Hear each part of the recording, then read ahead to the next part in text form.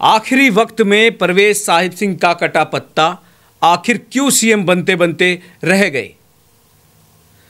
दिल्ली में 28 साल बाद जब बीजेपी की सरकार बनी तो सीएम की रेस में जो मीडिया में चर्चा थी, लगभग 8 नामों पर चर्चा थी। सबकी अलग अलग बायोग्राफी दिखाई जा रही थी, उनका राजनीतिक पृष्ठभूमि की चर्चा थी, लगातार उनके बारे में बताया जा रहा था। लेकिन असल मायने में बीजेपी आलाकमान अंदर कमरे में जिन नामों पर चर्चा कर रही थी, वहाँ केवल 2 ही नाम थे, एक रेखा गुप्ता और दूसरा परवेज साहिब सिंह। लेकिन ऐसा क्या हुआ कि आखिर में परवेज साहिब सिंह का पत्ता कट गया और रेखा गुप्ता को दिल्ली की कमान सौंप दी गई।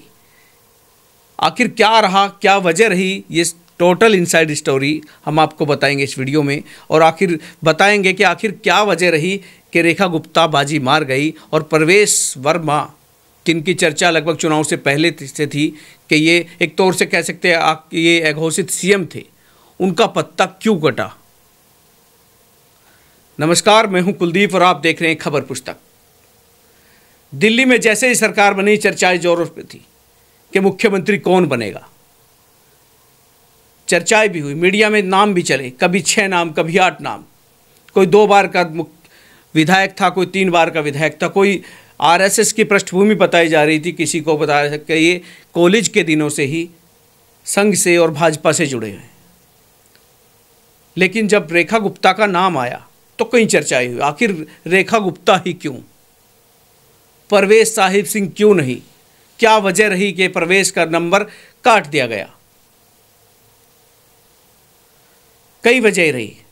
अगर हम बात करें रेखा गुप्ता की, रेखा गुप्ता जहां बीजेपी ने चर्चा की, संघ ने चर्चा की, तो सबसे पहले जो लाभ मिला रेखा गुप्ता को, एक महिला होने का, नंबर 2 आरएसएस के करीबी होने का,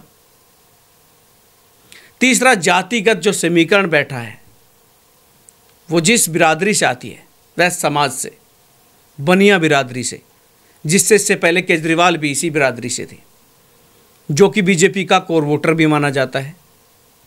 व्यापारिक दृष्टि से जितना व्यापार मंडल है वो टोटल बीजेपी का वोटर है। और सबसे बड़ी बात, क्योंकि इस पूरे चुनाव में महिला वोटर्स की बहुत बातें हुई। बीजेपी के घोषणा पत्र में महिलाओं को 2500 रुपये देना, महिलाओं को गैस सिलेंडर देना, तमाम गरीब महिलाओं के लिए अनेकों सुविधा का जो घोषणा पत्र में चर्चाएं की गई थी, उनका फोकस इस पे ही था कि महिलाओं का वोट किस तरीके से बीजेपी के पाले में आए। दूसरी बात ये भी, जब एनडीए की सरकार अभी लगभग 20 प्रदेशों में है, लेकिन उनमें कोई भी महिला मुख्यमंत्री अभी तक नहीं है। ये भरपाई भी कहीं ना कहीं बीजेपी ने दिल्ली में रेखा गुप्ता को बनाकर करनी चाहिए। रेखा गुप्ता वैसे तो शुरुआती दौर से बीजेपी की कार्यकर्ता रही है, कॉलेज के दिनों से संगठन से जुड़ी हुई रही है, लेकिन विधायक पहली बार बनी है। वहीं दूसरी ओर जो लाभ रेखा गुप्ता को महिला होने का मिला, आरएसएस के करीबी होने का मिला, तो परवेज साहिब सिंह को कई नुकसान भी उठाने पड़े। सबसे पहला अगर मैं बात करूं मुख्यमंत्री ना बनने की वजह, तो बीजेपी में एक प्रचलन है कि जिसकी चर्चाएं पहले हो जाती हैं उसको दरकिनार किया जाता है। जी हम पहले भी देख चुके हैं, चाहे वसुंधरा राजे हो, चाहे शिवराज सिंह चौहान हो, चाहे छत्तीसगढ़ के रमन सिंह हो, 4-4, 3-3 बार के मुख्यमंत्री को ऐसे दरकिनार किया गया, ऐसे हटा दिया गया जैसे ये पहली बार के विधायक हो। तो जब पूरे चुनाव में कहीं ना कहीं परवेज साहिब सिंह की चर्चा हुई कि ये आने वाले मुख्यमंत्री हैं, दिल्ली की कमान इन्हीं के हाथों में होगी। इन्होंने बड़े दिग्गज को हराया है, अरविंद केजरीवाल को हराया है, जिसको हराना बहुत मुश्किल था, जिसके सामने चुनाव लड़ना ही अपने आप में एक बड़ी चुनौती थी। लेकिन परवेज साहिब सिंह ने इस चुनौती को स्वीकार ही नहीं किया, बल्कि उनको हराकर एक कीर्तिमान भी किया। क्योंकि चर्चाएं थी कि परवेज साहिब सिंह को इससे पहले भी मौका दिया गया था कि जहां से लोकसभा चुनाव लड़े हैं उनमें से 8-10 सीटों में किसी भी विधायकी से जो भी विधानसभा क्षेत्र है अपना सेफ जोन चुन सकते हैं। लेकिन उन्होंने कहा कि नहीं, मैं नई दिल्ली से ही चुनाव लड़ूंगा, मैं अरविंद केजरीवाल जी के सामने ही चुनाव लड़ूंगा।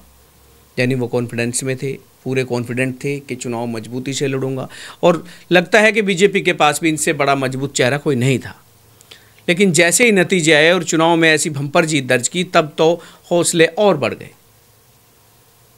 परवेज साहिब सिंह के घर पे मानो दिवाली बन रही थी, लोगों की भीड़ थी, कार्यकर्ताओं की भीड़ थी।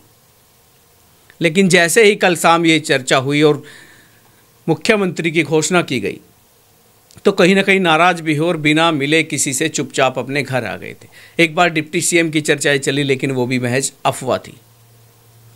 अब इसके ना बनने के कई कारण, पहला तो मैंने आपको बताया मीडिया ट्रायल, जिसकी चर्चाएं हो जाती हैं बीजेपी में, वो तो कुछ नहीं बनता। दूसरी बात, जो भाई भतीजावाद चलता है, बीजेपी कहती है कि राजा का बेटा ही राजा नहीं बनेगा। यहाँ आम से आम कार्यकर्ता भी विधायक, मुख्यमंत्री और प्रधानमंत्री बन सकता है।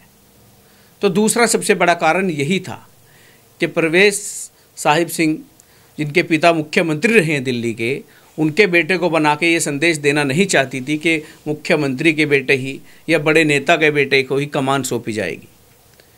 इस लिहाज से रेखा गुप्ता को लाभ मिला। पहली बार की विधायक है, अनजान चेहरा थी, और इसको दिल्ली पर बैठाकर ये भी मैसेज दिया है कि यहाँ पर कोई भी आम से आम कार्यकर्ता मुख्यमंत्री बन सकता है। दूसरा, वैसे तो जाट समाज से आते हैं, तो चर्चा ये थी कि जाट समाज का अगर मुख्यमंत्री बनाते हैं तो राजस्थान में भी लाभ मिलेगा, उत्तर प्रदेश में भी लाभ मिलेगा, और दिल्ली में भी कई सीटों पर लाभ इनकी वजह से चुनाव जीते हैं। लेकिन इससे पहले देश के उपराष्ट्रपति हों, तमाम केंद्रीय मंत्री हों, वो भी इसी समाज से आए हैं। तो ऐसा नहीं है कि अकेले ये थे, इनकी वजह से इतना लाभ हो जाता कि दिल्ली के मुख्यमंत्री बनाने से 3 स्टेट में लाभ होता। उससे पहले बहुत, चाहे यूपी के प्रदेश अध्यक्ष हों, तो इस लिहाज से भी ये भी कॉलम कहीं ना कहीं बीजेपी ने अपने जातिगत सिस्टम से सेट कर रखा है। ऐसा नहीं था कि परवेज साहिब सिंह वर्मा की वजह से ही पूरा जातिगत या जाट समाज को प्रतिनिधित्व मिलेगा।